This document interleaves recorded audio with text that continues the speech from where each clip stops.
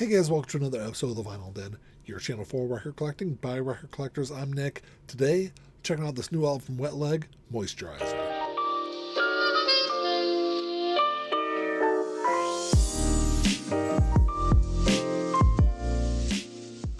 There's a bunch of links down below. You got links for the Vinyl Den Facebook group, for the merch page, for the Spotify and Apple Music playlist that I put together every week, and the Patreon page. So make sure you check all that out. Like always, if you enjoyed the episode, make sure you give me a thumbs up, hit that subscribe button down below, and make sure you hit that notification bell so you're notified every time I release new episodes. So Wet Leg just released their highly anticipated sophomore album, Moisturizer, on July 11th. So if you're unfamiliar with Wet Leg, they're a British indie rock band started in 2019 by Rhiannon Teasdale and Hester Chambers, very much influenced by bands like PJ Harvey, The White Stripes, The Strokes, Kings of Leon. These are bands that they've named as huge influences on them. But Rhiannon actually started as a solo artist back in 2014, and it wasn't until after she met Hester at the Platform One College of Music on the Isle of Wight, and from the time the band formed all the way through their first album, it was basically just the two of them. And they didn't become a full band until after their debut album came out. I think what they did was they took the touring musicians and just made them full members of the band. The band has never officially said where the name Wet Leg came from.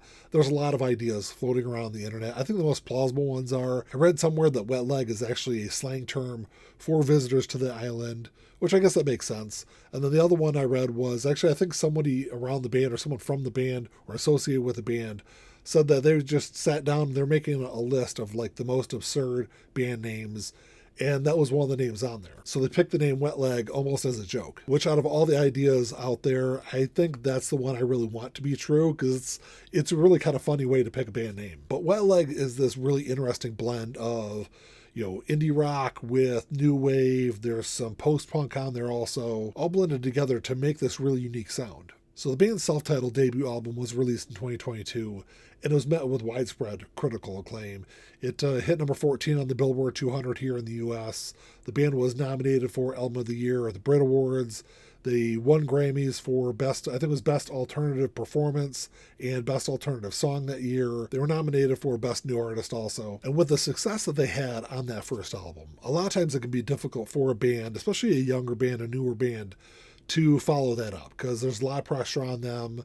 They're on an independent label, so it's not like there's pressure from the label to recreate the magic from their first album. But as a band, you're really trying to still expand on your sound, evolve your sound without losing that same style and sound from that first album. And there's a lot of pressure on them to follow this album up with something that's not only just as good as their debut album, but even better. And after going through this album a couple of times, I think the band has succeeded at doing that. Dan Carey's back to produce this new album. He produced their debut album also, and he did a great job with that. I would say that was probably one of the better produced albums of the last several years. So I expected, same quality on this new one. And Dan's been around for a long time. He's worked with a wide range of different musicians. I know he's worked with Geese. He's worked with Fontaines DC.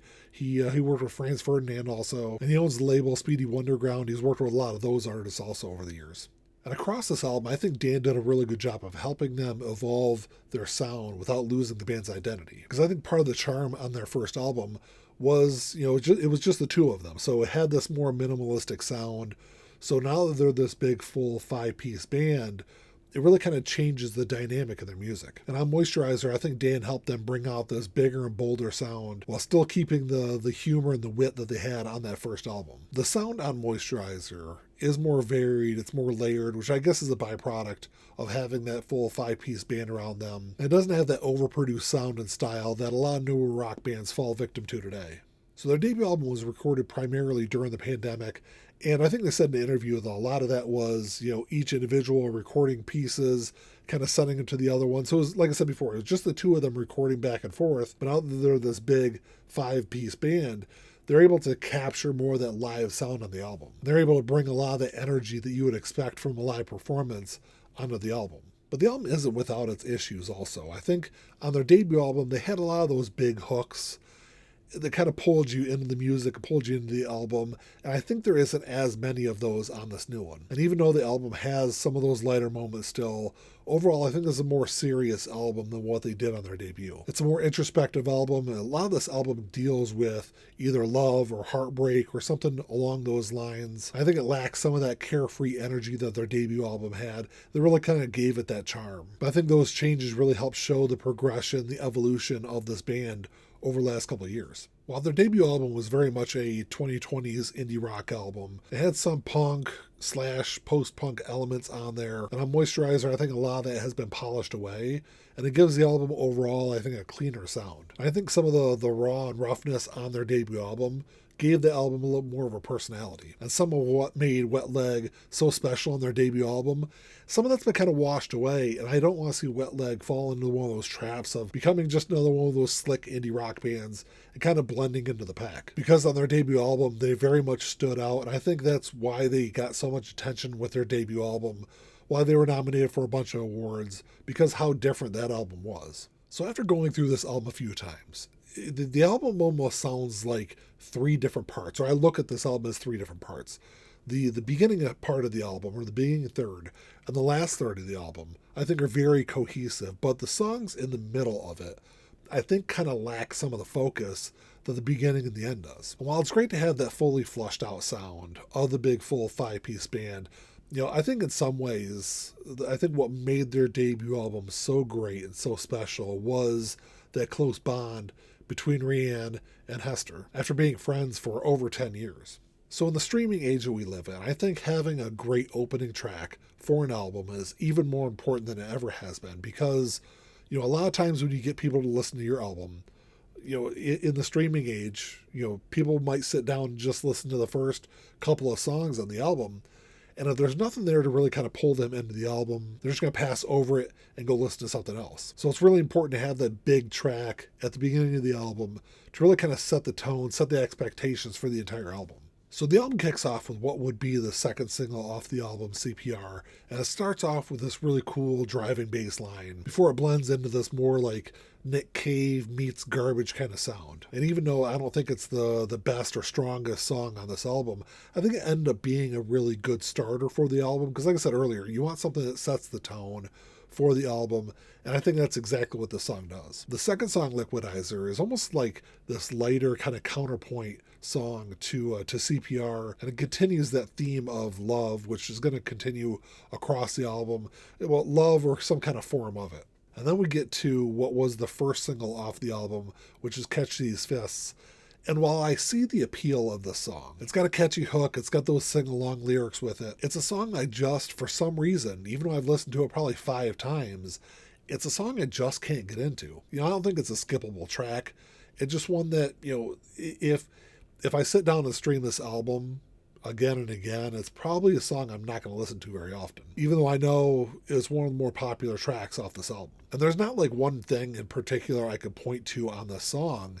I don't know. It's just something that, like I said, I understand the appeal of it. It just doesn't connect with me. And then Davina McCall ended up being the third and final single off of the album, and I think it's one of the best tracks on here. And it's this power poppy kind of ballad named after a British TV presenter, which I didn't even know who she was. I had to look her up. And then the song Jennifer's Body, I think, is kind of almost like a sister song to Davina McCall. It's got a very similar sound and style to it, but lyrically, I don't think it's quite as good as the song before it. But it is pretty close, and I think it's another standout track on this album. What's kind of funny about this album is the first several times through it, I think I got to this point in the album, and I just don't know if I didn't pay attention to the next couple of tracks. But the next song, Man Get Out, I think might be the song of the year. And maybe because it's like the closest thing to a punk style song on this album. But it's one of the songs on Moisturizer that I would love to see the band play live. And it's something I'd like to see the band continue on their next albums, to kind of have a little more of this kind of style and sound on it. Because I think it works with their musicianship, and I think it works with their vocal styling also. Wet Leg is also a band that was influenced by a lot of that 80s new wave. Maybe not directly, but I do hear some of that in their music. And I think Pond Song is one of those examples where you sit down and listen to a song, I can hear 80s new wave very strongly in the song. I think it kind of showcases the potential that Wet Leg has moving into the future. And the song Pokemon is kind of along the same lines. It still has a very strong 80s sound to it. But what I really like about this song is with this song, Rihanna sings in this higher register, which I think really works for her vocally. And then Pillow Talk and Don't Speak are the two songs I think are probably the weakest songs on this album. And even saying that, I still don't think they're skippable tracks. There's nothing specific about this I can really point to. They're just kind of there. I don't think they add a whole lot to the album. There's just nothing that's really memorable to me on those tracks. But, it's these kind of songs that can grow on me, as time goes on. The funny thing is the song 1121 is the first time or two that I listened to this album, I just didn't think there was a whole lot there. I kind of lumped this one into the two songs that came before it. But after listening to it a couple times, it's already grown on me. It's become one of my favorite tracks on this album. It's this kind of slower, kind of ballady type of song. It's a more introspective song with these kind of haunting vocals over this really melancholic kind of instrumentation. The song You and Me at Home wraps up the album, and it finishes the album with this more energetic kind of style. I think it's a great pick to finish the album because it has this kind of more upbeat style to it. And, I think it's a good counterpoint to the way the album started. I think it's one of those songs that's going to be a better live song than it even is on the album because it has more like a singable kind of chorus with it. And I think it's a good closing track because I think it leaves the listener wanting more. And after wrapping up this album, it's 12 songs long, around 40 minutes. But there's a good solid, I'd say, half of this album that I think is really positive moving forward for this band. I think they're going to do even bigger and better things in the future. Overall, I was pretty impressed with the album. Going into listening to it the first time, I didn't really know what to expect. Like I said, I liked their debut album. I wasn't really blown away by it, but I thought it was a really good album, a really good start for the band. I didn't really know what to expect on this new album. And it was great to see them grow and evolve their sound while still retaining a lot of what made that first album so successful. But this is an album I don't think is going to win over a lot of new fans for the band. I think if you're a Wet Leg fan or if you're a fan of that indie rock kind of style, I think you'll enjoy this album. So I think on a scale of 1 to 10, I think I'm leaning towards a 7.5 for this album. But it's another one of those albums that by the end of the year, I expect this to grow on me, and we'll see where my ranking is at the end of the year.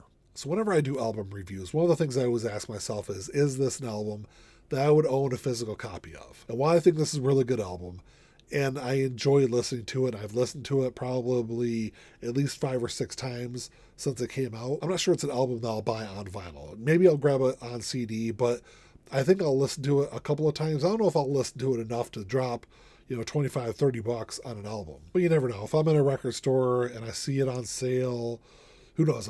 If I see it on the shelf, maybe I will pick up a copy of it eventually. But I don't know. We'll see what ends up happening. Well, that's all I get for you today, guys. Thanks for checking the show out. Make sure you drop me a comment down below. Let me know what you guys think of this new album from Wet Leg. Have you picked up a copy of it? Have you listened to it yet? What would you rate it? Because that's always the cool thing about these reviews is music is so subjective. I would say it's probably the most subjective form of art we have. And you can take 10 people, and 10 people are going to have all different opinions. And I love to see what people like and dislike about specific albums. But I don't know. Let me know what you guys think. Like always, if you enjoyed the episode, make sure you give me a thumbs up. Hit that subscribe button down below. That's all I got. Until next time, keep on spinning. Peace.